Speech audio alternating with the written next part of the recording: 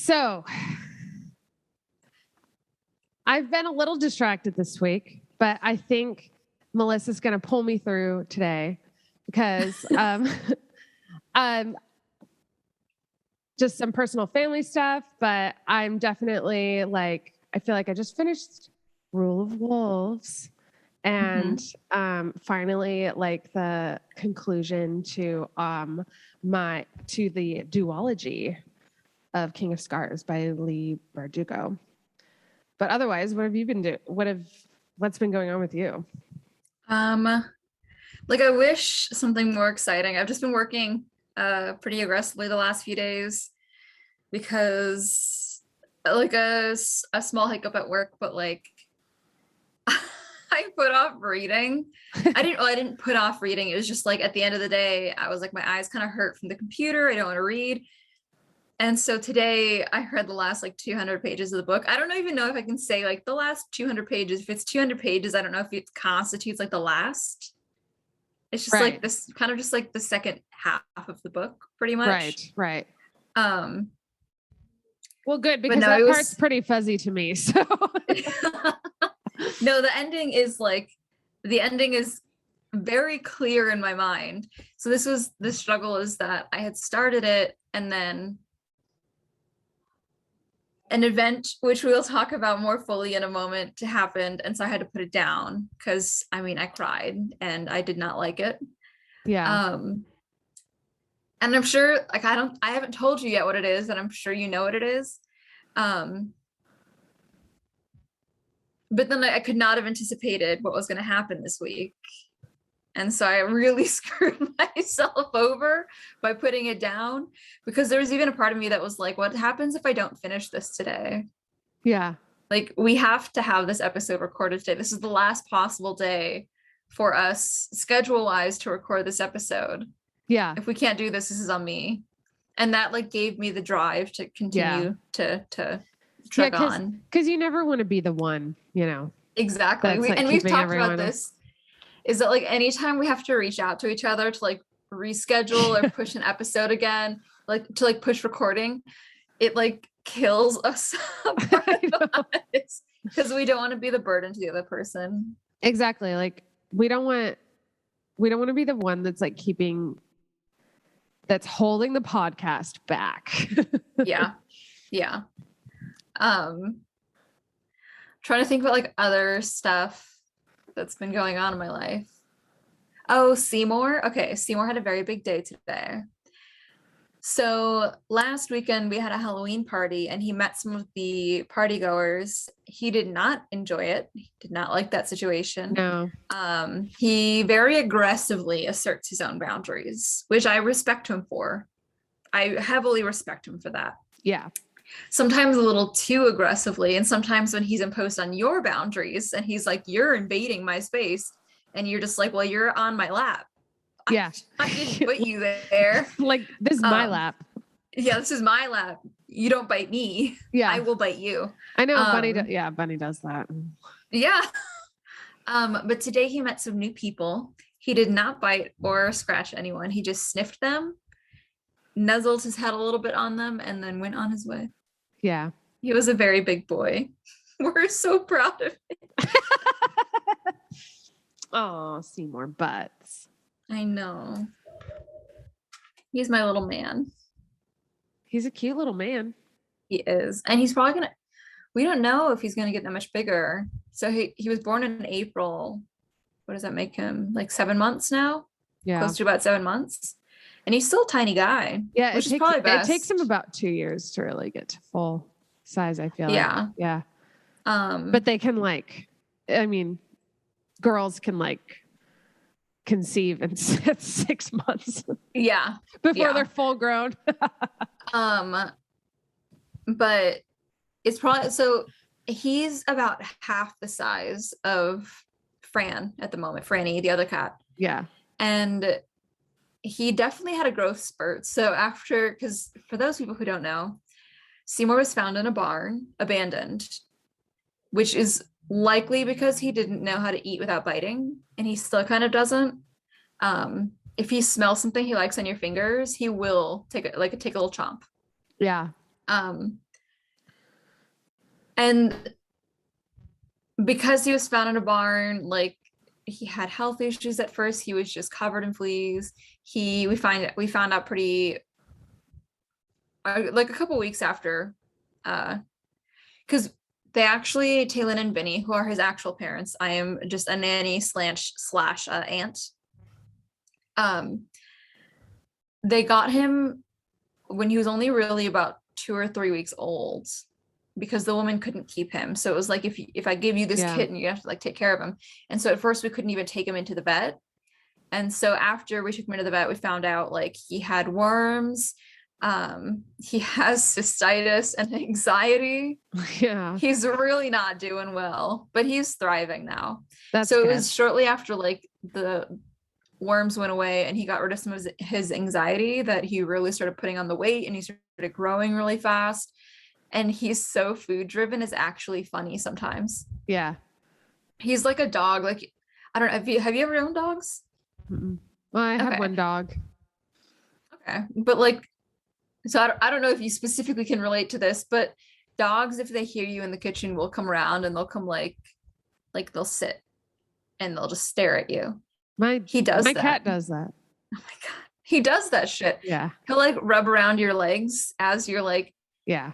And he's learned where the food goes when we're done with it, which is the trash can.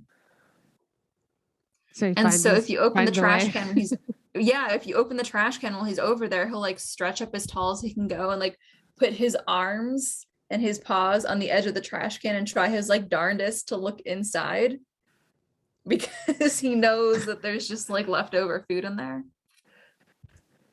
Yeah. He's a menace and I love him. We have these like poles. Well, they're like pipes, exposed pipes. I don't know. I think it's an old building. It's heated by like water or something. And there's one in our kitchen. So our kitchen is always super hot. Like even in the summertime, these pipes are like really hot. So we always have the window open, but it's like right in the corner. So it's like if you're looking aerial view, it's like this, and then the pipe, and it's just big enough that Bunny can like curl up next to it. Oh my God. And I'm like, you're going to burn yourself, because it gets kind of hot. It's not hot enough to like catch fire, but like, I don't want her to cook. Like, like you'll cook yourself, but like maybe he's like too fat to fit back there. Oh. So it's like the only place Bunny like is like no one else, but it's right. That particular spot is next to their food bowl. So it's like just perfect. Because in the morning when I'm making coffee, it's just like food. I'm like, no, we've been through this. It's only at night you get fed. I'm getting my coffee and you're just going to watch. Yeah. So we're all very proud of him. He's still a menace with the rest of us. So we've just convinced ourselves that they're love bites. He's only biting us because he loves us. Yes. So, well, we are back for, what is it? Episode 14? No, 15. Episode 15. Yeah. Or I think it's 16. No, it's 15. I don't know. It's 15. She says it's 15. I believe it's 15.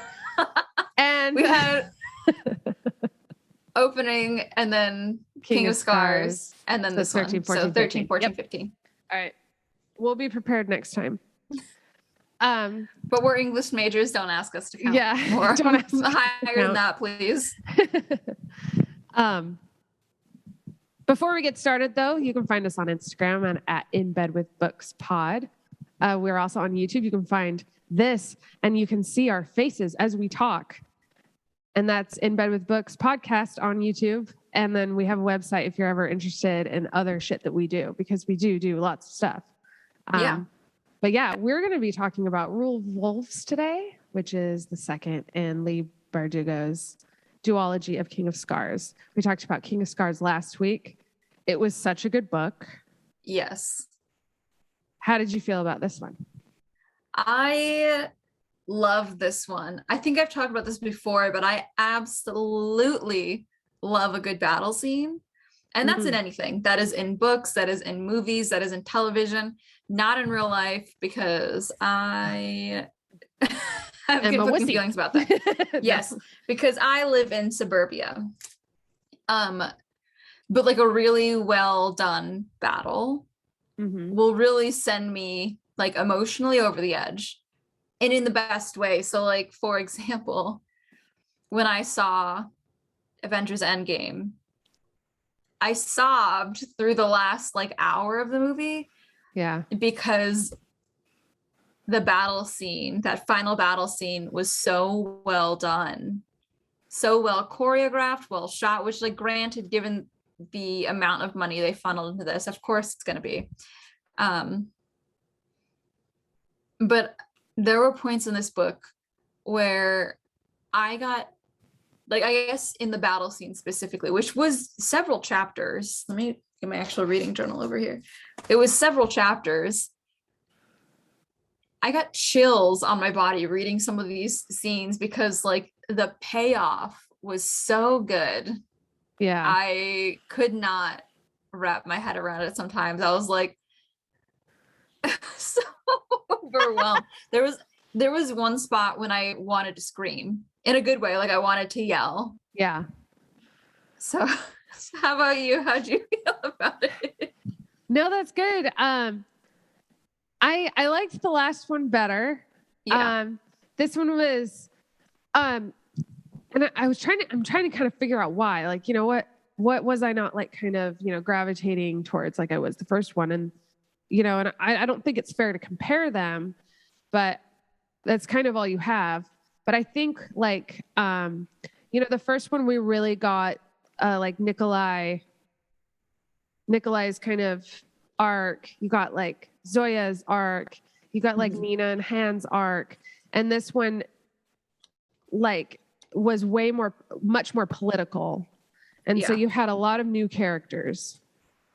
And not only that, I feel like there were definitive moments where I was like, I didn't read Shadow and Bone, so I don't know who these people are, you know? Okay.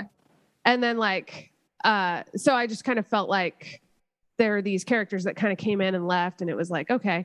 So it was just kind of a little awkward. So if you've read Shadow and Bone, I'm sure it was like really exciting.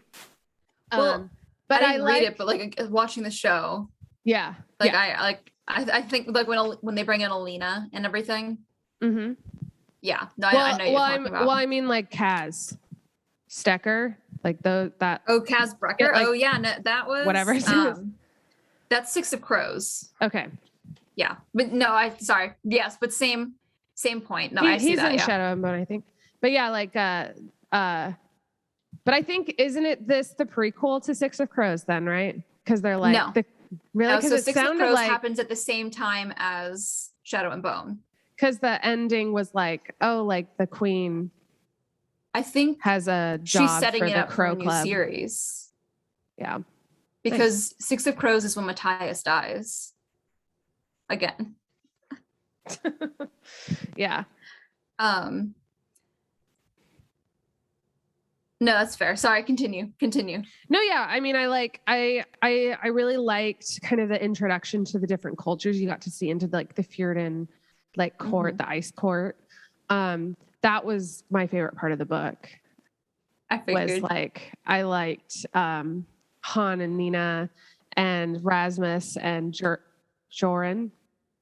Jace. Joran. Who's Jace? Oh, that's something else I'm reading. Sorry. They're kind of like the same character though. Like, you know, it's very. No, that's fair. It's like Joran. It's like when my grandma calls me all the other names before my own. Yeah, exactly. Exactly.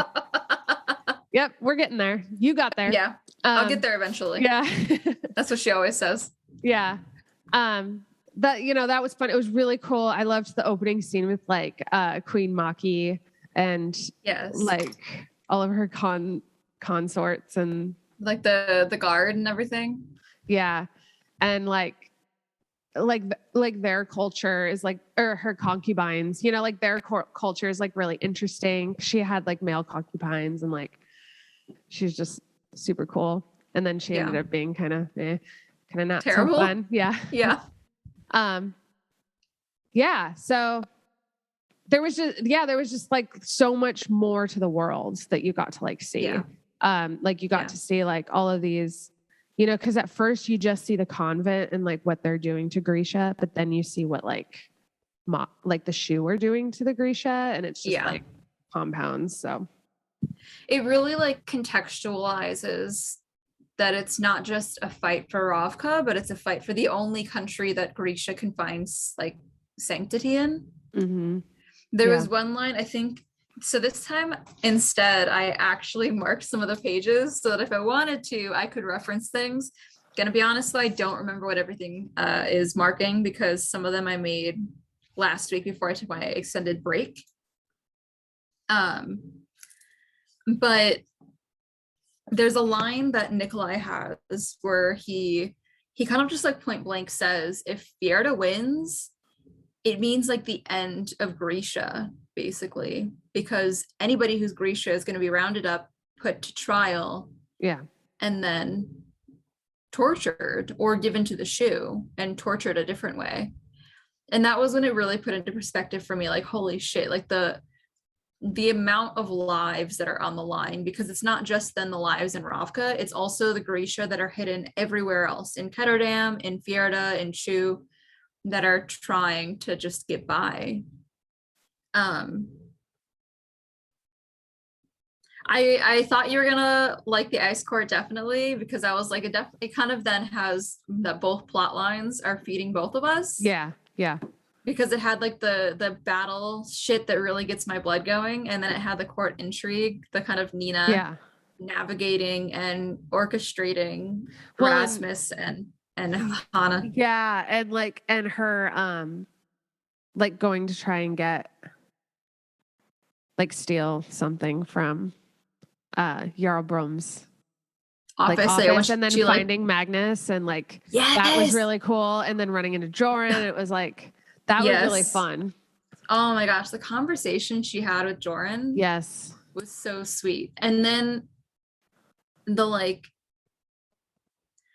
progression from realizing from him basically confessing to being Matthias's killer to the very end, when he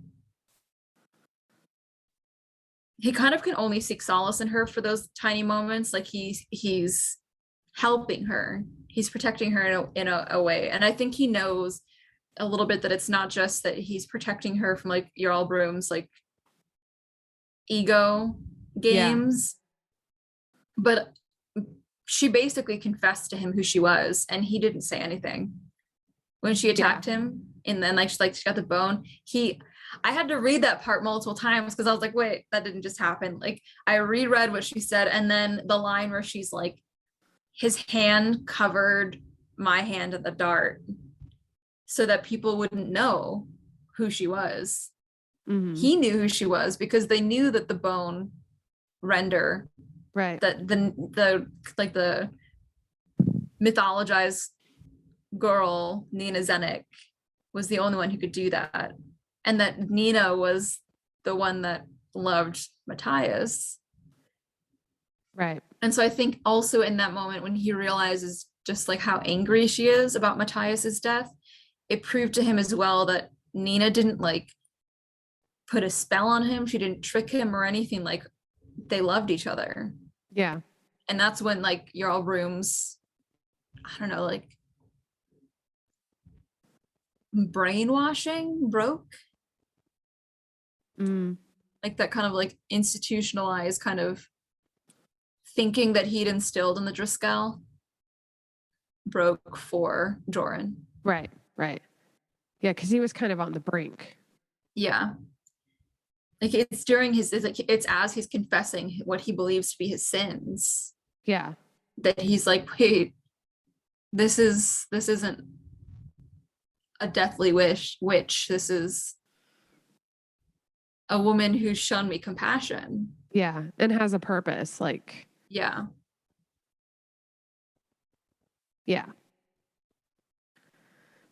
Yes. There's so much in this book. Yes. Okay. Sorry. You're so excited. I know. Well, I finished it a little over an hour ago. Yeah, it's still fresh. It still is all fresh. Oh, this is something that I did specifically want to bring up, because last time we had talked about the scene where Hanne and Nina are tailoring Hanne's face to look masculine so they can sneak in, right? I had brought up that, like, I'm not sure where the line was, but like, I didn't know how much of her crying when they tailored her like that was like gender dysphoria, but I did know some of it was like, this is what my father wanted. If it, like, how easy would life have been if I'd just been like this? But we find out in this book, like, there is a large amount of gender dysphoria for her. Yeah. It's not just that she wanted to like make her father happy. It's like that felt right to her. And the fact that she gets, like, Bardugo really had me going there. She really convinced me. I was so sad. I was like, of course one of them has to die. They're gay. We can't have anything good when it comes to that, because one of them always has to die. I was definitely like, when Rasmus opened his mouth at the meeting, I was like, yep. I also knew Han didn't die. I was like, she couldn't have died. Something's going on. When I think it was Zoya points out, like, I think it actually might have been Nikolai, but Rasmus like reached for Nina's hand and Nina like retracted. And I was like, that's interesting. Rasmus wouldn't have done that, because Rasmus would have, like, the real Rasmus would have seen her as below him. He wouldn't have done that in a court like that. He might have on the ship. So like when they were on the ship together, when it was Nina's point of view, that made sense. Yeah. Because I was like, of course Rasmus is like high on his win over Broom. But then I was like, oh my God, she's alive. He's alive. Yeah. So I absolutely love that Nina got her happy ending.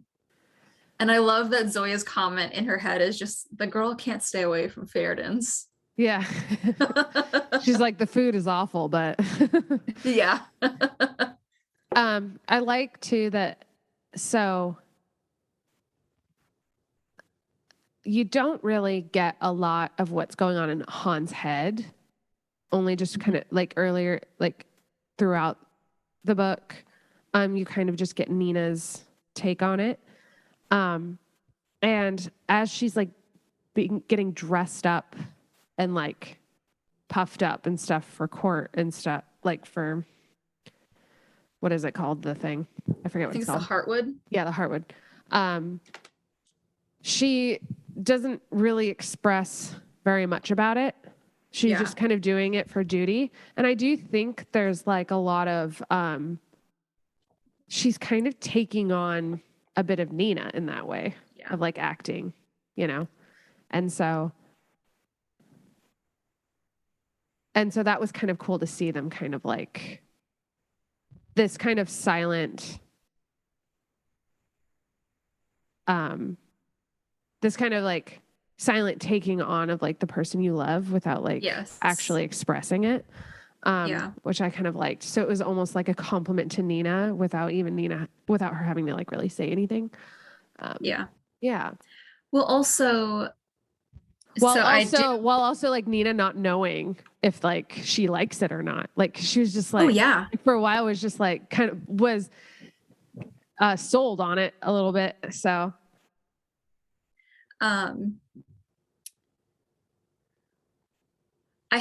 this is related, I promise. I had mixed feelings about her mother, Ilva. For, I mean, there are a couple of obvious reasons, but like also because on the one hand, like very obviously, she's just giving into a lot of Broom's bullshit. Like feeding into his ego and everything, you know? Mm-hmm. But then, so when they're on, what is it, Leviathan's Mouth, the naval base, so they've got, and Prince Rasmus asks Hanne to come over and watch with him privately. which like I did not like, which was another reason why when like they tricked us with the death, I was like, fucking of course he would do that. But Ylva and Nina have this exchange that I thought really like it really changed my perception of Ylva. Because she's walking away and Ylva says like basically she will be a princess, all will be well. This is after also, so that was another thing is Ylva catches Hanne and Mila in bed, and she doesn't really like chastise it, which I found to be interesting. But then on top of that, as she's leaving, let's see here, what does she say? You can join their household. It's not unheard of if you're careful. So there's a part of me that's like, did Hanne actually get some of this fire from her mother? Is her mother playing this game as well? Because then she goes on to say, so Nina made herself nod and say, yes, of course, whatever Hanne wants. Ylva's gaze was distant. What we want for ourselves and for our daughters has never been the question, only what we can bear. And so that really got me to thinking like how much of Ylva and her kind of like, I'm the wife of the greatest general in Fjerda at the moment, I have to be the perfect Fjerdan wife, is an act. And how much of herself does she see in Hanne and the fact that she just wants to be happy. She doesn't care that she found them. She just cares that she's potentially endangering herself. Right. And she doesn't try to separate them even. Yeah, she's like, you can go to live with her, just be discreet. Yeah. She's just like, wants her to be safe. Yeah. And that's kind of her, like the role of Fjerdan women is very much to be able to survive. There was definitely a strong theme of like, well, we do this to survive. And I really liked that particular exchange because it showed that she's not as dumb as all that, you know? Ila or whatever. Like she knows that there's like we all have our things that we need and want that don't like go along with this like life. And you know, as long as you're careful, you know. Yeah, no, exactly. Exactly. She didn't tell her to give up. She just said like, just make sure to be careful and survive. Because at the end of the day, it is her safety. And I think there's this level of like, Ylva recognizes that Nina/Mila has been acting because she's doing it the same way that Nina acts and can recognize Hanne doing it. Because Brum doesn't like notice he doesn't see it at all. Because that's all he's getting from all the women. Yeah. And that's why Ylva's never been threatened by Mila's presence, because she also recognizes that like whatever Mila may do, it comes down to whether or not her husband would do it, you know? Yeah.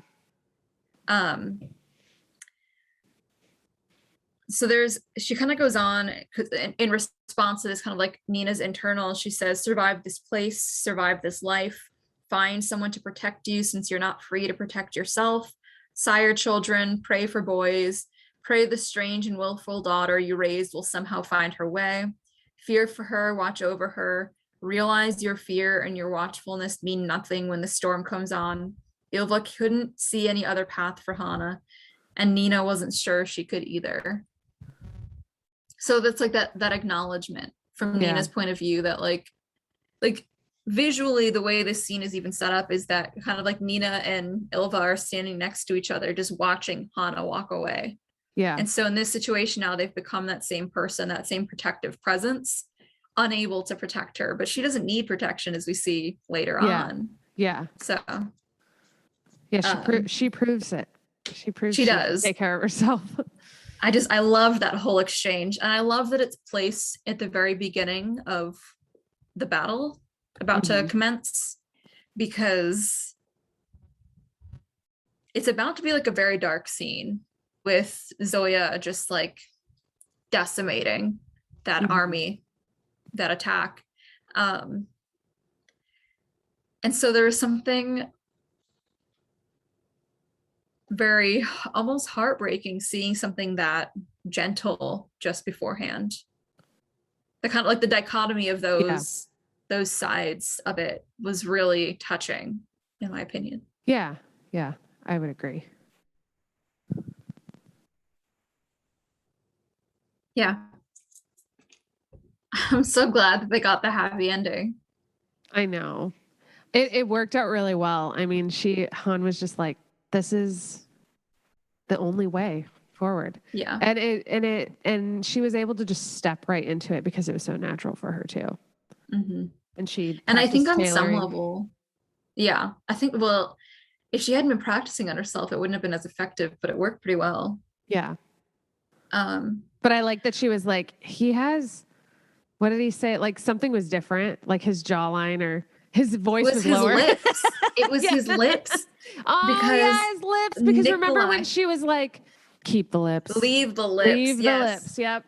Because Nikolai is like, oh, that must be King Rasmus or Prince Rasmus. He's of average height for a Fjerda man, except he's got rather full lips. Yeah. Yeah, and I was like, that's an interesting point to make there, Nikolai. Yeah. Also, I'm pretty sure Joran knows. I hope he does, because if he's the bodyguard, like he can just be like their bodyguard. Right? Yeah. And at the very least, he's gonna find out. I love that, like they were thinking of like, oh, like I'll change my name, you know, and like it'll just like be this new identity, which is like really cool. Yeah. Yeah. That was nice. It was. Happy ever after. I know. And she like deserves it because she had a really rough going, emotionally speaking. Well, not only that, but he gets to like, Han gets to like decide what happens to Jarl. Yeah. Like I kind of like that. Han exiled Jarl Broom. Yeah, her dad. Yeah. Yeah, that's fun. Yep. That's poetic justice right there. It is. Like, because he did that to her. No, 100%. The fucking like, convent, like, yeah. And then also he looked Jarl Broom in the eyes and was like, I think you should go away for a little while. Yeah. Yeah. Like the absolute condescension, the absolute confidence that was just like waiting in her to say shit like that. Yeah. Like so happy for her. Now she gets to be condescending to him. Like, yeah. God. Because even Rasmus never could. Yeah. But Hanne could. Rasmus really set up that moment for her really well. Yes. Because he's just kind of this like in and out kind of character that's just kind of like he doesn't have any real personal power. No, yeah. And all he needed was like confidence and Brum put in his place, you know. I think that was one of the kind of recurring things that I really enjoyed in this is you've got like Nikolai, who's a bastard and commands his people, even though some of them actually believe he's a bastard, command his people with more surety and more confidence than Rasmus can. Rasmus can only hit his servants, his subjects. That's the only place he knows power. Yeah. But then Nikolai, but like Zoya knows true power. She has true power, but Jarl Broom only has it through like an anti-Grisha sentiment that he's been seeding, as opposed to something in himself. Yeah. Yeah. And so I love that kind of like the play on where true power lies, whether it's in bloodlines or people. Yeah. I liked kind of the way that kept popping up. Yeah, exactly.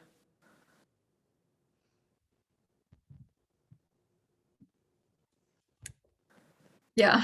Yeah. Sorry. No, you're good. You're good. We can pivot a little bit. Yeah. I just keep thinking about the final battle. Yeah. So I feel like I need to get a little bit of that out. Yes. So Go the forth. point, okay. Gotta get myself situated.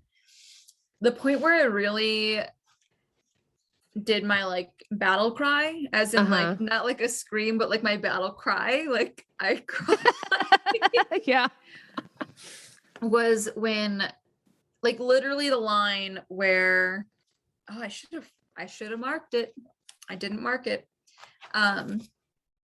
It's at the end of the chapter where Zoya has saved Nina.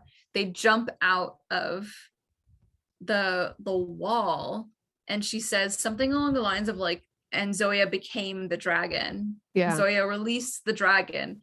And then I cried, like tears fell from my eyes, because you've been waiting for that moment for her to like open the door. And I love that the door was just the acceptance almost of intimacy, of like a deep connection with people. And that's what she's been so scared of from the beginning. Yeah.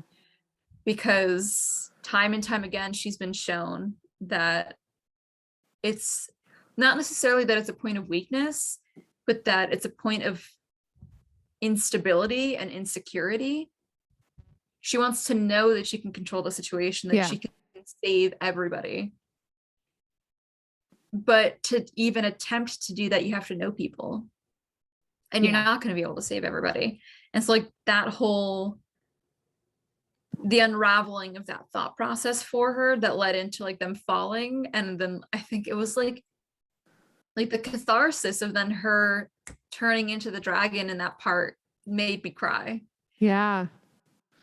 And then they jump back to, because I also love the way the battle was written, where you get like the multiple points of views and then it's jumping. I love battles that are written like that. Yeah. Because then like you think Nikolai's about to die, but you know she just turned into a dragon, and so you're like, it's fine, she's gonna show up. And then people start kneeling because Nikolai, they think their king's about to die before their eyes. And then Zoya just pops out of nowhere. Yeah. Like Nina strapped to her back, full dragon, and just annihilates these flyers. I think I ascended to heaven for a brief moment. Yeah. Just the sheer like euphoria of her doing what she needed to do, of her doing what she felt like she needed to do, like protecting her people. Yeah. Because so I think a lot of Zoya's battle has been how to go about that. Yes. And like you just explained with Jarl Brom, it's not going to be necessarily being the general, or like you can do a lot of good there, but it only begins and ends with the king. And like that's that position, not what gives her power. Exactly. She is that. Yeah. And so realizing that it comes from yourself. Mm-hmm. Yeah. Oh shoot, I just had another point with that. It'll come to me. Give me a second here. That's gone. It'll come back later. No, it's fine. It's fine. It was related to what you were saying. And now I can't remember. Yeah. But I think in terms of the kind of the question of personal power that comes up in the book, and not just in like a political context, but like in interpersonal context as well, you see that really well between like her and Genya. Yeah. I think it has this, their relationship has this really beautiful way of showing the lengths that you'll go to like protect the people you love. Because when they find out that the apparat has Nina, Genya finally just says, she's like, I can't be the only one. I can't be the last one left. And so it's not even the fact that David died, which is the point that I sobbed and had to set down the book. because of the way that they described like finding his body. But the fact that David died at the beginning of a war that could potentially cost her the rest of her friends, at the same time that the Darklings come back and is a direct threat to Alina, the only other friend that like is not within their group immediately. So that was the moment I think that was essential to Zoya breaking down and finally opening the door, was the moment Genya like decided to say it, because they'd been feeling it, they knew it. Even like Zoya has moments throughout the entire second half of the book where she talks about like she wanted to tell Genya how much they meant, or she wanted to tell Nikolai how much she missed him, but she's so scared that if like she says this stuff out loud that it's somehow going to make it real, as if it's not real just through feeling it. And so I love that moment between them. Yeah. Because Zoya needed it. Like the moment when she gets called daughter on the mountaintop, where she's like, I didn't know I needed that. And now suddenly I can't stop thinking about it. Yeah. Yeah. Well, and a lot of this makes sense that she would feel like her connection or vulnerability with other people was a bad thing because of her sudden need to leave what she always knew. Because she was like, well, no one wants a Sully general. And then even just getting, pretty much cast out of her community. Yeah. Liliana being the only exception to that. Yeah. That kind of has kind of been her arc in this book, is kind of that return to like belonging. Yeah. Well, because like she even says, I didn't need my mom to call me daughter. I just like, she just needed to know that she belonged. Because like, yeah, she rejected her parents, and rightfully so. Yeah. Granted, her father wasn't that terrible. He seems like he tried for the most part. But when you've got two miserable parents like that, it doesn't matter how much you try. If there's still one doing what her mom was doing to you, they're both at fault, like in that situation. But along the way, she'd also disconnected herself from her culture. And like in that moment, she realizes how much she missed it. And so then later when she's like she's almost trying to get them to vote against her when Nikolai proposes her as queen. Yeah. And then she's like, would you take a Sully general? And I think we find out later it was Joran who said yes first. Well, I think I was just about to bring up too, Count Kerrigan. Oh, it was Count Kerrigan for that one. He was the one that really rooted for her, which I was like, it made me, it really felt full circle. Cause you're like, okay, like he has like he has this purpose now. Like his whole character now has like a good. His character is basically that he just like worships the ground that she walks on. Yeah. Which I love for him. But also it's not empty. Like it's not empty promises. He's actually doing the work to do it. But then I love that moment because in front of this whole room of people, when just a couple of days prior or a couple of weeks prior, it had felt like a weird confession to say she was Sully. She announces that she's Sully and she makes them accept it. Yeah. And I love that for her. Yeah. Yeah, that was really powerful. I think that was one of my favorite things about her character, is the way she kind of navigates that like biracial tightrope, especially in like a position of power, because her her mother says like almost as though she thinks it's a compliment that like, oh, you passed for Rofkin, it's okay. Yeah. Which like is now a complex that she's kind of unraveling. And I like that we kind of see the beginnings of that. And you see that she wants to. but she's never really had a chance to stop and think about it because she's been like trying to save her country in a couple of different ways. Yeah. Not like, always the best way, but yeah, like she's Sully and then she's Grisha. Like, you know, there's all of these there's all of these identities that she's grappling with. Yeah.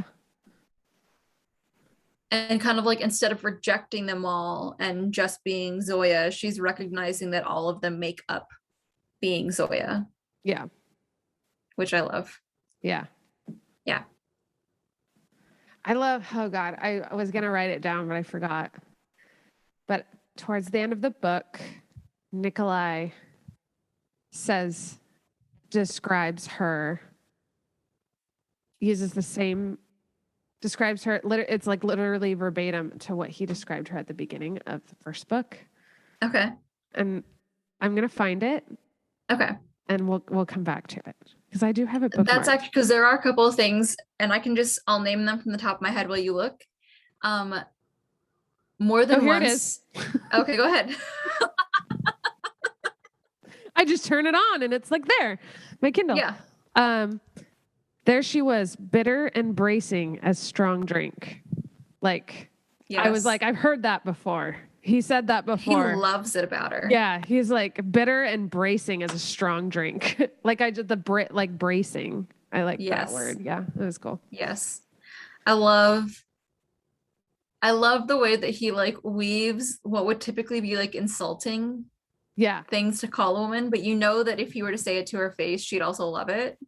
Well, she loves to know that she strikes fear into the hearts of men. She doesn't want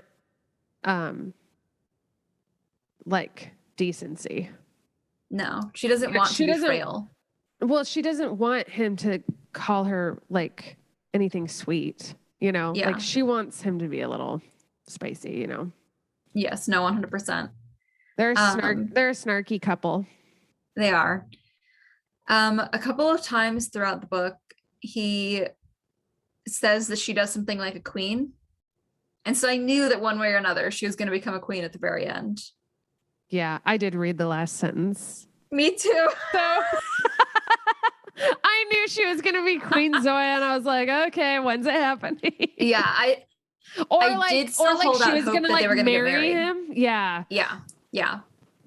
But I love that he just like ceded his power to her, though. Yeah. Yeah. Because he just kind of like didn't have much like faith in his self as king, that I kind of felt like that was that motif was deteriorating and hers was getting stronger. So I was like, okay. Agreed. Something's gonna give here. Yeah, he has like several digressions throughout the book where he talks about like, could I give up the throne? Yeah. You know, it's looking a lot better now. Yeah. I really could.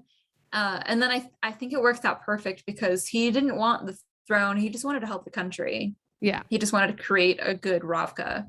Yeah. But also one of my favorite things, kind of like full circle phrases that happens, is that at the beginning of the book, at the beginning of the book, or I guess in the first part, at one point he is describing her, and I think it's like either the way she's breathing or the way she's looking, like something very basic human kind of function. And he describes it as a benediction. Yeah. And I love that he uses that phrase because, well, aside from like the very obviously like, no, you're definitely not in love with her, Nikolai. Like this is before they've admitted it to themselves even.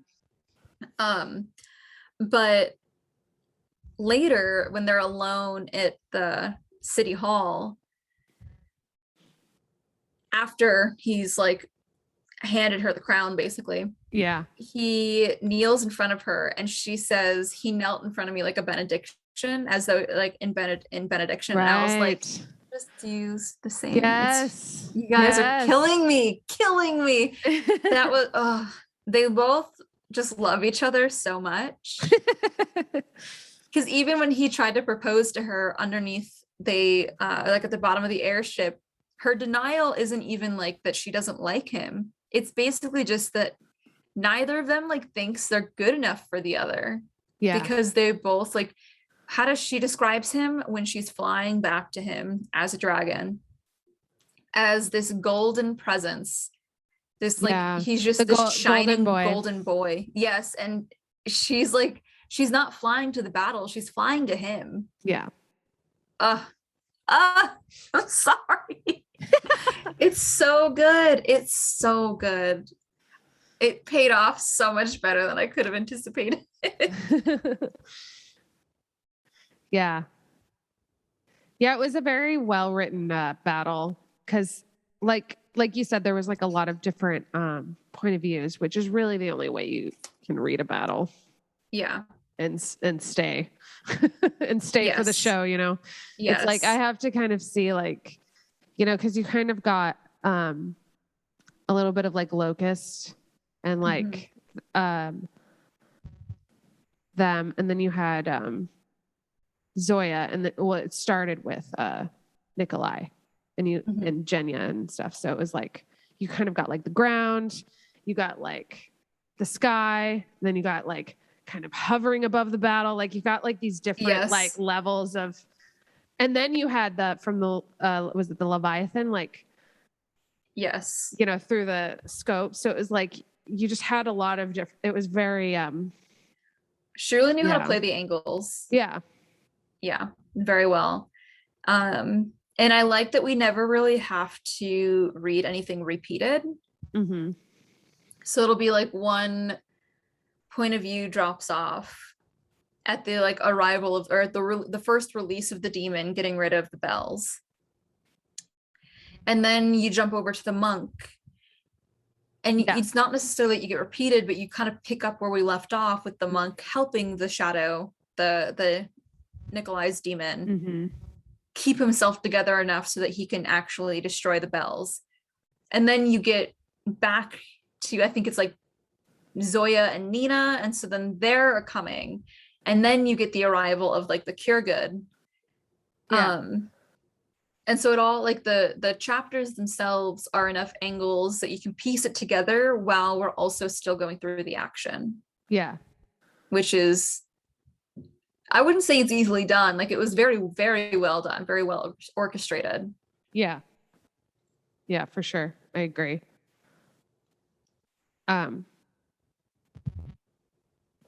If you're ready to move on from the glorious battle, I mean, I will definitely come back to it. But I'm sure I'm sure it'll cycle back through. Yes. I wanted to talk about the Darkling a little bit. Yes. Because he kind of got a bit neutered at the end. He did. Like, and it was very interesting. She Bardugo, like very much. I was trying to find the right word, and then it just came, the neutered. I think I was like, is he becomes like humanized or infantilized or just like emasculate? Something is kind of stripped down, and he doesn't seem as scary as he was.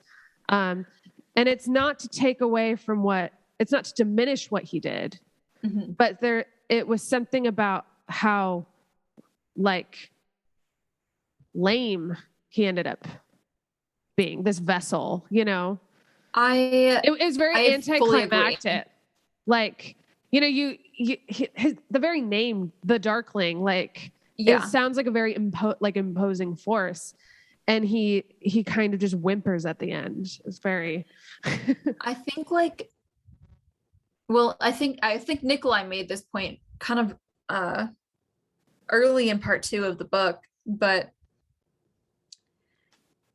the Darkling really didn't know what he was going into. I'm not sorry, not in part 2, but in the like leading into the battle. Like, he thought he was going to go and make this big spectacle. He was going to defeat any of their weapons. He had not been around for the last several years. He genuinely didn't know just how far the weapons had come. And so then when we get his chapter where he's like wrangling pitchforks and shit. And like he's like, oh, it'll do. And I'm like, child, you don't know what you're up against. Like we've already seen some of the dimensions. You haven't seen shit. And then when the bells are going off in that battle at Kurska, he has this moment where he's like, I can't fight this. I don't know what to do. My shadows can't even get past it because of what the squallers are doing, because like they were like intensifying the vibrations.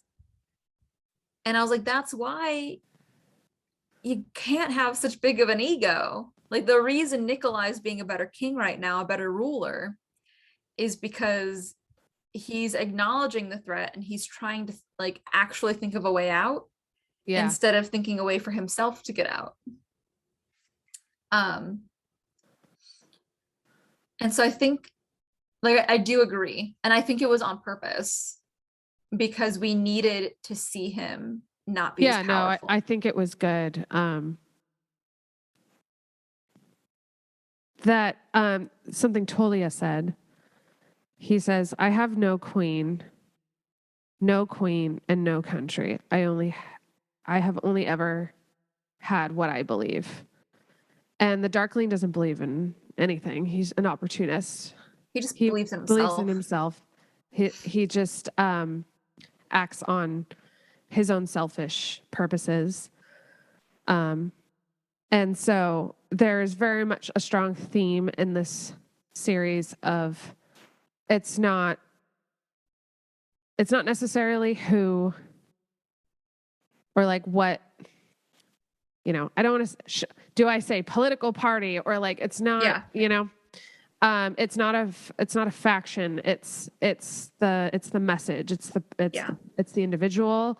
It's, you know, it really like, it scales it back. And I felt this with like the Darkling was like the other side of that, of just watching like what happens to one person just literally becomes shriveled up when all they believe. You know, he's what is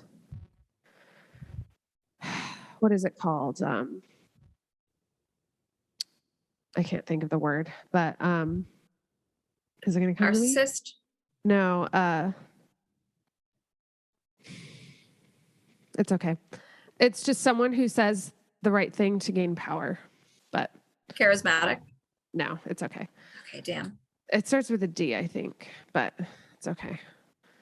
But you know, what happens when you are just chasing the ideas of the time, you know? Mm-hmm. I'm not going to say any names, but, and what happens when all of that goes away and really people just like need, the real thing is just this, it's a very sad creature, which is what he became at the end. And so, because at the beginning of the duology, he was very much set up as like this mysterious, ethereal doom, like had like a lot of threat and a lot of like emotional, this traumatic specter, a lot of emotional like grip on people still, like Jenya and everyone, like everyone still was affected by him. Yeah. And so then for him to just like fizzle out this way. Yeah. And I think they all needed to see that though. Mm-hmm. Yeah. I do love, like, all of that being said, yes, I do love that he takes one of his last opportunities to like kill the apparat. Yeah. Because they're all like, how did he even get in here? Like Mean Girls, when they're like, he doesn't even go here. Like he doesn't have power. Yeah. Who did he slip past to get inside? And then he's just like, they can see him like moving his hands and his sleeves to make it look like the apparat is like vomiting shadows. Yeah. And I'm like, that's the perfect ending. Because literally the last time we had seen the apparat, when Zoya's like, just tell me how you're even still alive. Honestly, like, how have you survived this long? I have written that in my notes multiple times. I'm like, why has nobody killed him yet? How is he still breathing? Yeah. Because he changes his shit all the time, his loyalties. Yeah. Like, I like how, and I think it shows how everyone else is growing. Like Zoya's noticed, like realizing how like unthreatening he is. Like they're realizing that he's not as big of a threat as it goes on because they're getting stronger, you know? Mm-hmm. They get stronger and he gets weaker. Yep. Yeah. So I think like the only other kind of thing I noticed was like just kind of the theme about like weapons and like Nikolai talking about you know, he's an inventor and someone like pointed out, oh, you're like the inventor of weapons. And he says, weapons of war, that has been a necessity, not a calling. Mm-hmm. And like, he's always done it very reluctantly. But, you know, he's always like, when does it end? When does it end?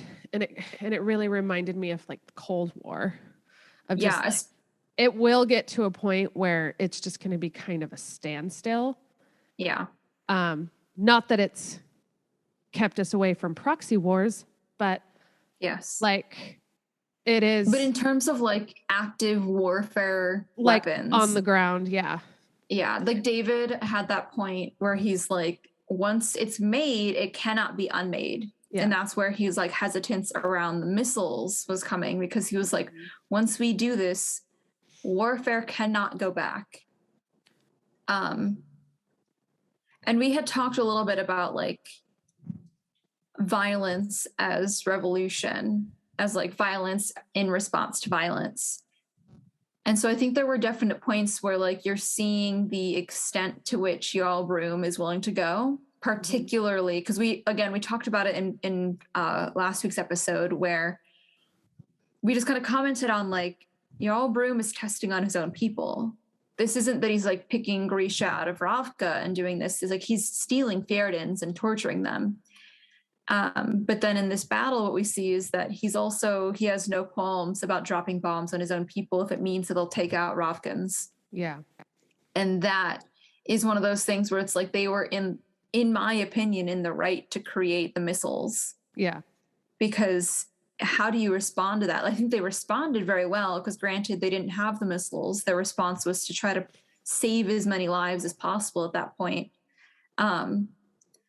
But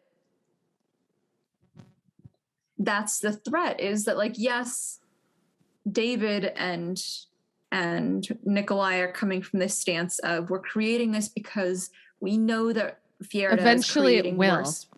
Exactly. And it might as well be in our hands so that we yes. can use it in a responsible way. Yeah, absolutely.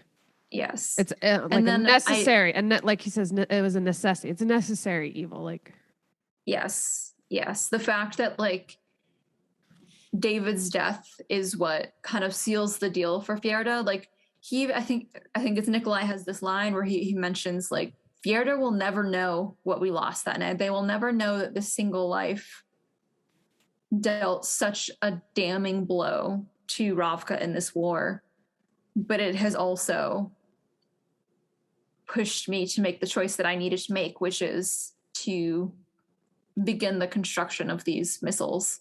Yeah. So they like sealed their fate just by throwing random bombs down on Alta. Mm-hmm. Yeah. So definitely. And at least help them make that decision. Yes. Yeah. No, I fully agree with all of that. And I think generally speaking, he navigated it pretty well, because I liked the reveal that like, yes, he gave the Kerch the submarine technology, but he also gave the Zemeni airship technology. And then also all of the submarines that they gave to the Kerch were embedded with little things so that anyone with this very special device could detect them. Yeah. Like almost like a Grisha tracker powered radar. Yeah. Like tracker. I love, so like generally speaking, he had kind of like backup plans for all of these things. He's like, if I'm gonna, it's like the Suli, where it's like, if they use Suli labor to produce this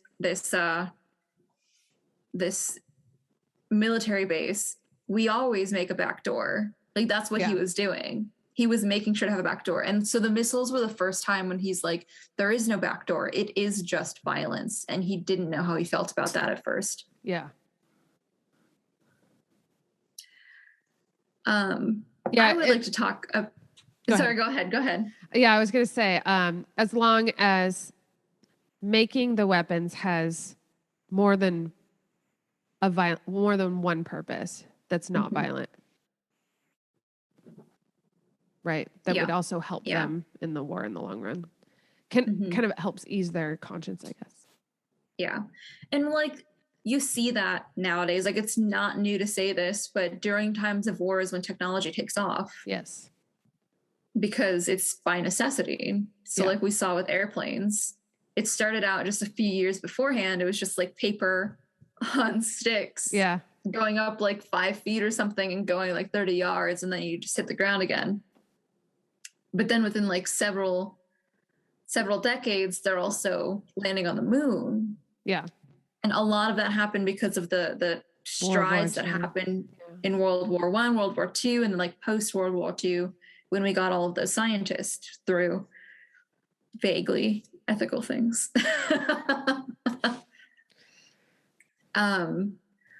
But Magnus Opier, I loved his little subplot. Yeah.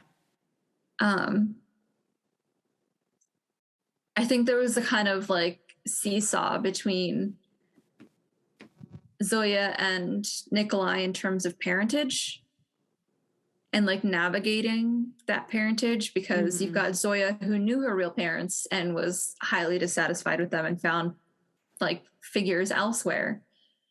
And then you've got Nikolai who thought he knew his real parents, but they were kind of dissatisfying. But then he gets an actually good dad in the end, even if it's just for like 10 minutes. Yeah. And I think that's another part that ties into like the theme of personal power versus political power kind of stuff, because he could have had a lot of political power if he'd joined Fjerda. Yeah. And been like an active player in that undermining. But they had to like imprison him and he escapes. And the first place he goes is to his son. He has not met this boy, now a man.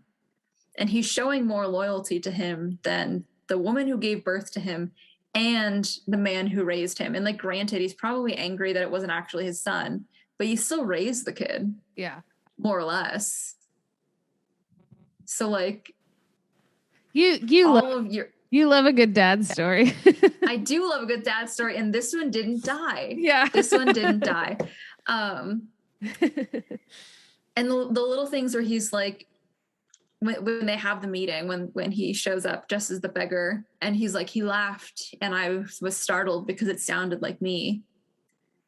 There's like those sweet moments, because it's almost comforting for him, because he's been questioning his I guess his place in terms of like being king, because he's like, the Lantsov have never been good kings. So even if I am claiming this, do I want this parentage? Yeah. Like, why would he have saved Magnus Opier's picture if he didn't long for that better fatherly figure? And even just in this small conversation that they have, he sees the ways that he is actually like this other man, and he sees like another way. Yeah. And it's kind of his way out. It kind of finalizes his ability to let go of being a king. Agreed. That was an important scene. Yeah, I think that's the scene. Well, that's the scene where whatever their like Fjerdan word is for the like charging at the opportunities, what gave them the idea to like break Sturmhund's blockade. And I think that's when he decided to concede the throne to Zoya. Yeah. So. Yeah, that was good. Yeah, and he's like, the only thing I ask is that you take care of your half sister. Like, that's such a small price to ask from Nikolai. He would have done it in a heartbeat. If he'd given him enough time, he would have offered. Yeah, like, exactly. He's such a golden boy. Yeah, he's a golden boy. I like that, like, Zoya needed to be put forth, and he needed to like step back or like sit back. I kind of liked that. Like, he was like giving her room. Mm-hmm. My kind of a side note, but my sister's writing her dissertation on like women in clergy and how there's just not very many women. Yeah. And she says like advocacy is all well and good, but it's still in a position of power. You still have to step aside and let the person speak for themselves. And so it's not just about like, look, like, oh, here, like, you know, I don't know. It's not about speaking for someone or speaking on behalf of someone, because that's still a measure. That's still an action of power. But it's stepping like, aside. Yeah, like using your power to create the platform. Yes, creating the space for them to speak. And so I felt like that was like a big moment for that, for Grisha, for Suli, for women, which doesn't seem to be a big issue in this series. Women. Yeah, not quite. Yeah, seem to have like a really big role. So I liked that though, because then it was just kind of like you got to see all the other identities at play. Yeah. I liked, because like I do get sometimes where it's like you have a historical fiction, like sometimes people want some of those typical conflicts in there. Yeah. But also like the exploration of a culture where the gender does not matter. Yeah. In terms of power. Is really refreshing. It is. And like, I love that we get to see it up against Fjerda, where it very clearly is. Yeah. And so it's not that it just doesn't exist in this world. It's that Ravka has created a space where it's irrelevant. Yeah. That there are civilizations that have moved past it, and we get to see what that looks like. And not, because I would say Grisha is, the war on Grisha that Fjerda has is a war on women. Yeah. And so it's very much tied into that like witch hunt kind of style. Yeah. Exactly. Especially with like the gendered crime that they committed with the babies that they were making at that munitions factory, where they were trying, I guess like, was it they were trying to like make an army? But like from scratch? It wasn't very clear what they were doing with them. Yeah. They were either they were experimenting or they were trying to make like an army or something. Yeah. As opposed to like having to brainwash a bunch of them, it's easier just to have them born that way. Like, I mean, and I think there was a lot of experiments going, a lot of different kinds of experiments going on, and that was like one of them. Because then you obviously like saw what was going on with the shoe, which was a lot more violent and yeah. I loved Birkin. Oh, I loved that he just said words and then like Rayam, like like he just like woke up. Yeah. And I also like at first I was like, oh, I wish we had that phrase like translated, and then we find out just like a few pages later, it's like you don't want to know. It's just like a bunch of cuss words. Yeah, but like he was like the only one that was able to like kind of keep his sense of self in some way because of that. Also, talking of like world war and experiments and things, this really felt like a concentration camp, like walking through this. Yes. And they're like bunk beds and they all like have like hollow eyes and just like, it was very. And they've just like had the humanity kind of tested out of them. And like the will, so when that moment when Birkin was like said those words and you learn that like, oh, he was teaching him whatever the language was, I can't remember. Fjerdan. Yeah.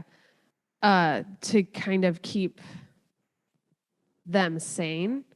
That's like the kind of trauma that they went through and the kind of it was like a grounding. Violence. Yeah. Yeah. Yeah.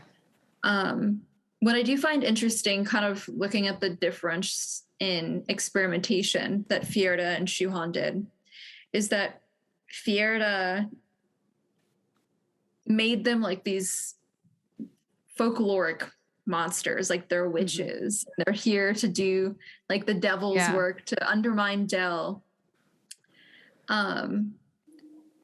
Whereas Shuhan, where generally speaking Grisha are accepted, it doesn't seem like there's too much conflict there. It's more about wielding what they have. Yeah. To make them into weapons. But that's what I mean is like, instead of like it coming from like a cultural institutional place of hatred, of creating like this folkloric monster image that they spread around, they literally turn them into monsters. Like one of them has horns on his head. Another one, I think Rayam is the one that had like pinchers. They've all got wings. And it's not just that they've been like adhered to them. Like it just is them now because of the amount of like fabricator kind of warping that they did on their body. Yeah. And there's definitely a, how do you say, like, Big Brother situation going on. That's the only way I can think of it, of just like a very totalitarian society that's like, oh, they volunteered. And then using their powers to militarize them. So the common people probably don't even know that this is going on. Oh God, no. Yeah. Because it's all secret. Yeah. It's like, I remembered the word that you're trying to think of earlier. Demagogue. Yes. Thank you. Yes. Good girl. Good girl.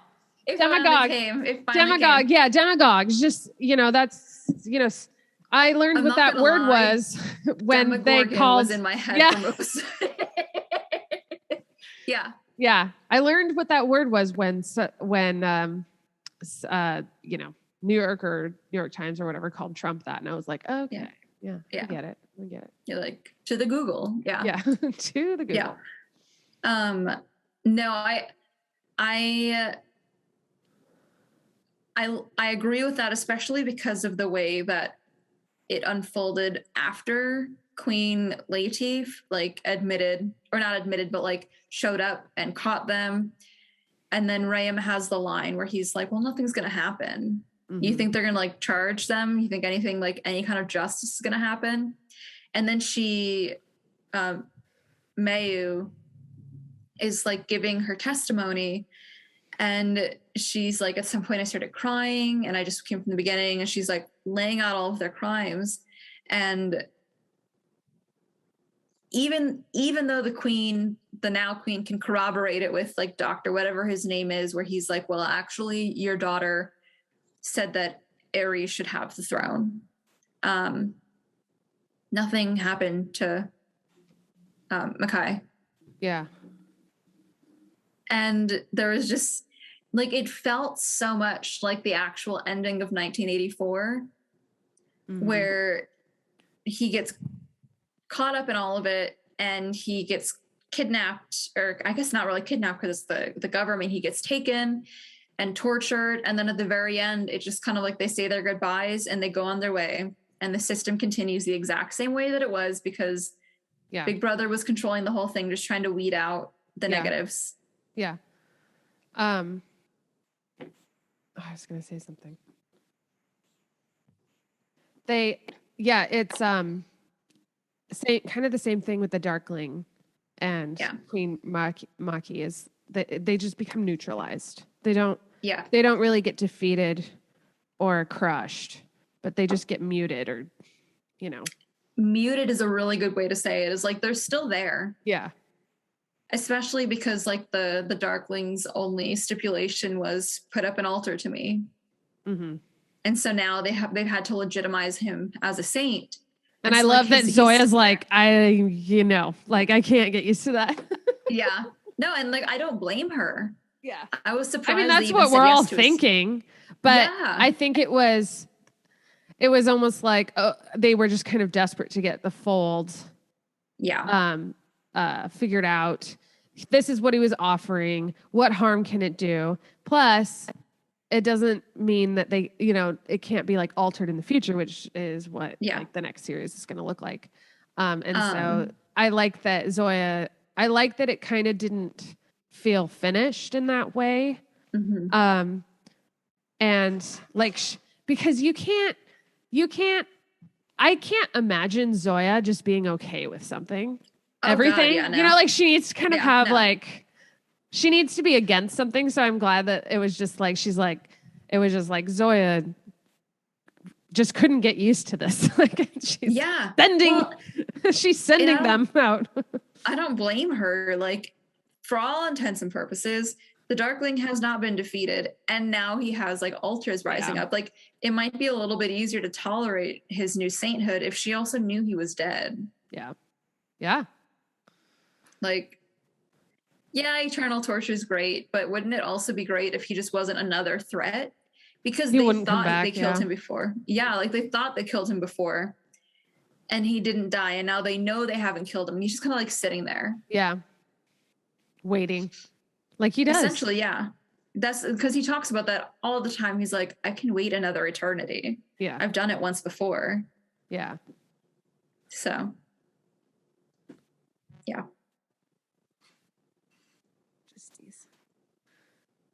I felt Are like you gonna sneeze? Felt like I had to sneeze. Okay. Yeah. Yeah. It was for a book that was like, I guess like for a duology that was so kind of heartbreaking for the first one. Like the first one, I felt like everything went wrong. Right. And then especially even the first half of this book, because the Darkling got out, David died, which I guess we can get into that a little bit, but like the scene where Nikolai walks up and Genya is just like, I can't find him. And she's just like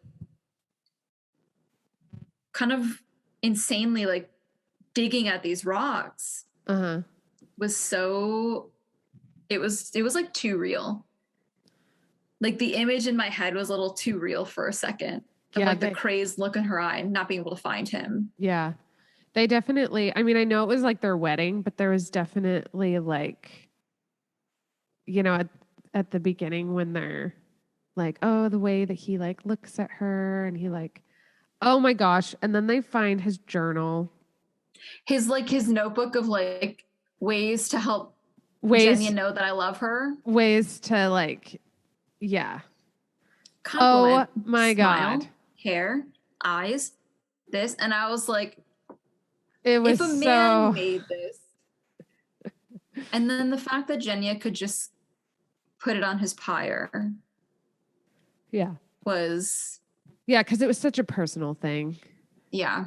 And if I found something like that, I would almost be like, oh, like even I, you know, if it was about me, I would almost be like, oh, I'm not supposed to read this kind of, you know, it felt a little too personal. Because Zoya makes that comment when she's watching Genya throw it.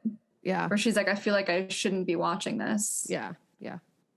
But they like set it up that morning of just like, oh, they're just like so sweet. And I just had this feeling. I was like, God, I hope nothing bad happens. Same. And I think he's the only one we lost, right? Right. Because and they really set us up well for this because David is just like barely speaks a word, sits in the corner and reads. Like, yeah, he just doesn't speak a lot. He is to but everybody. Exactly. He's like the backbone. Mm-hmm. Yeah, and then he has you get to see like this really new side of him. Mm-hmm. He's the fucking Ansel. I know. You know what I mean? Like, I know. I'm gonna be able to pick out the one that dies so easily soon. This keeps going on. Like I just like I'm like, oh, we're gonna see the someone who's not quite a main character. He's too perfect. He's what everyone needs. He's like everyone looks to him for stability. The purpose. Yes. Yep. But then I think it's actually the scene after that where Nikolai follows Zoya to her garden. And we hadn't known until that moment what like Juris and the Dragon's phrase Zoya of the garden had meant. Yeah. But it's because the second that they like join her body and her mind, they know about her garden. Yeah. And I think I actually liked that moment between the two better than the like under the airship, even though like under the airship, I had to stop reading for a second and like compose myself when I knew that what he was about to say. But this kind of like, it's these moments during slow burn, like love stories like this, where they haven't admitted their feelings to each other, let alone really themselves yet. Even though they have the inklings, they've got the like, I shouldn't follow her. Why am I following her? I don't need to follow her. And as he's still following her. And they just fall so easily into each other in this scene, into comfort with each other. I think I enjoyed that. I liked that scene between them better than any of like the kisses or anything. Yeah. Even though the kisses were good, but like that intimacy there was so well earned. Yeah. Yeah, for sure. Yeah. Yeah. Yeah. Yeah. Well, I think the book ended up being a lot happier of an ending, which was nice. Yeah. Because the first one, I think we had talked about this, is that like the first one ends and I was like, I need a palate cleanse. I need to like something to make me feel a little better. Yeah. Seriously. No, yeah, this one felt very satisfying for not only all of the characters, but Ravka. Yes. Which like I said in the last episode was kind of almost its own character. Yeah. Of like, you know, everyone's got to take care of Ravka. Ravka's what did you say? A hanged man. The drowning man. Yeah. Drowning man. Yeah.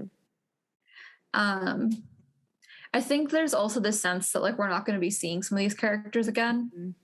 So like for Nina, we might, I guess we could see her in the same way that we saw like Alina this time around, where it's just kind of like, she's in there for a chapter 2-ish. But it feels like her story's wrapped up. And so I think part of the reason it's so happy is because we needed like a happy ending for some of these people. Right. Well, and I'm interested too, because I hadn't read Shadow and Bone, and I know that Zoya is in it. Mm-hmm. And so I don't know like how much she was in it. You know, she's like one of the main characters. Yeah. So, and then she got more in these books. So maybe, just maybe, Nina,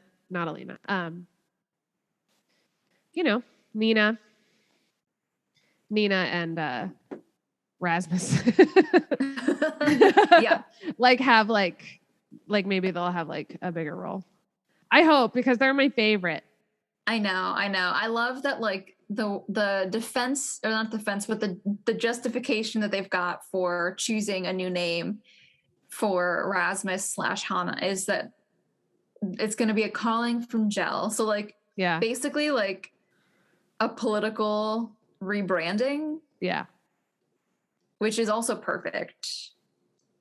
And I kind of, because in my head, I'm like, how are they going to explain this stuff? But I'm like, so basically what they've created is this story where like Rasmus and Mila have found comfort in each other after the death of like Hanne. Yeah. Which is also like a really sweet story. Really, it's like the death of Hanne like gives him a change of heart, and now he's suddenly very sweet and he's compassionate and he's pro Grisha, and like the political possibilities of that are endless. Yeah. Endless. Yeah. Yeah, that would be fun. That would be super fun. Yeah. I'm excited for that. Yeah. For that potential that might not ever be read, but it'll be created in my mind nonetheless. Yeah. Well, when her next books come out, someday, we will have to cover them. Yes. We'll have to keep it going. Especially because like, I love-hate that the constant thread between these is the Darkling. Yeah. And so I would like to see him put to rest.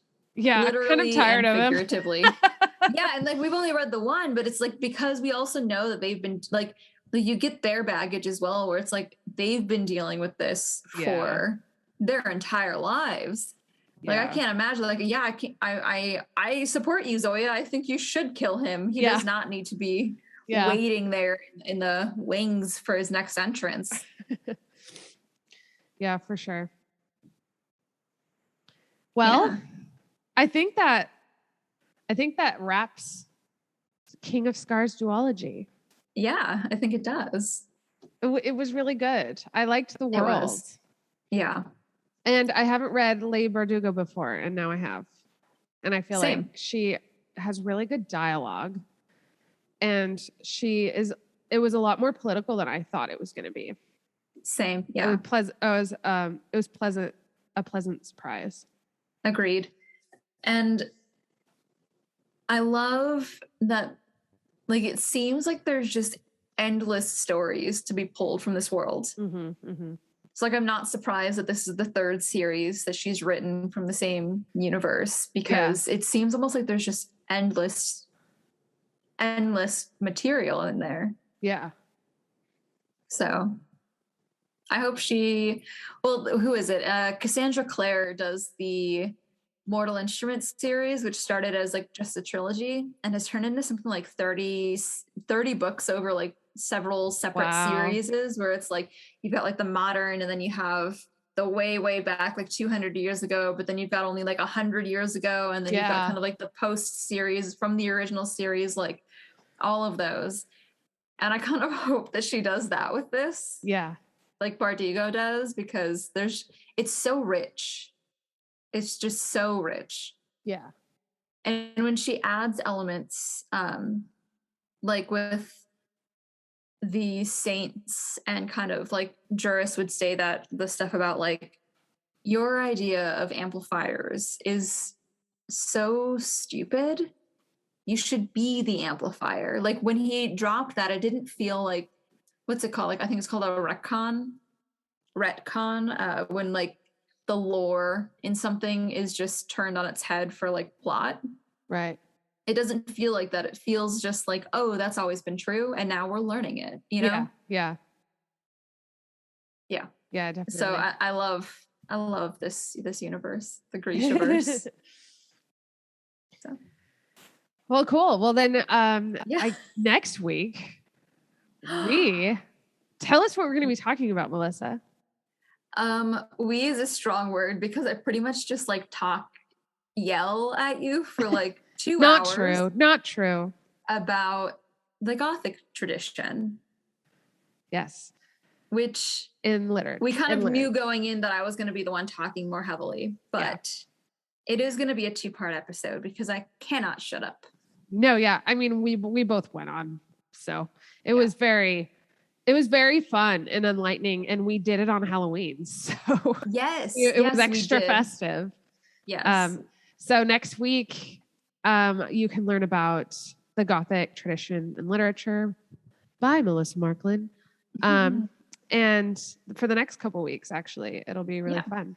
And then I think coming up is A Shadow in the Ember, which is in the same universe as From Blood and Ash. So we're like, it just came out. A prequel. Yeah. It happens like years before or something. It's got Nyktos in it. So so like centuries before, I think. Yeah. So so I'm really excited about that. And we're going to start reading that soon. And then eventually we'll be doing Frankenstein. So that's kind of what's coming up. But yeah, until next week. Until next time. Happy reading. Happy reading. Bye. Bye.